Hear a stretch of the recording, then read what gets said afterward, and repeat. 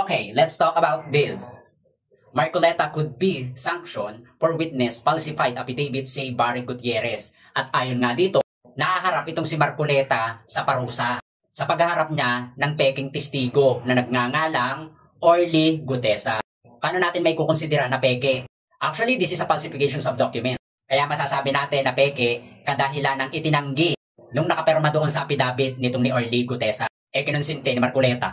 Ayun, shoot sa banga. At marapat lang talaga na maharap ito sa parusa dahil ito ay pangungunsinte o may kukonsidera natin na tanim testigo.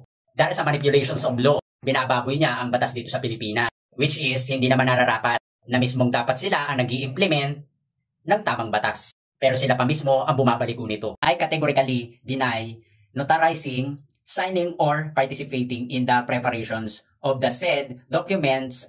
The signatures and notarial details attribute to me are falsified and unauthorized. Bakit kung legit, yung testigo na yan, bakit kailangan yung mameke? Bakit kailangan yung gumamit ng perma nang wala namang authorized o pahintulot ng tao? At hindi legit yung affidavit? Ito ay pagsisinungaling.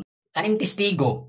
So ngayon, nararapat lang talaga na itong dalawang kulugo na ito ay kasuhan. At bakit gano'n na lang nila binabaliko ang batas? Nagbibigay sila ng mga testimonya na kasinungalingan. So ngayon, mag-aantay na lang ako ng paliwanag sa tagapagtanggol nitong mga ito. Sino ba ang tagapagtanggol nitong mga ito? Di mga DDS. So mga DDS, aantayin ko yung inyong kasagutan about dito. Kundinahin nyo to.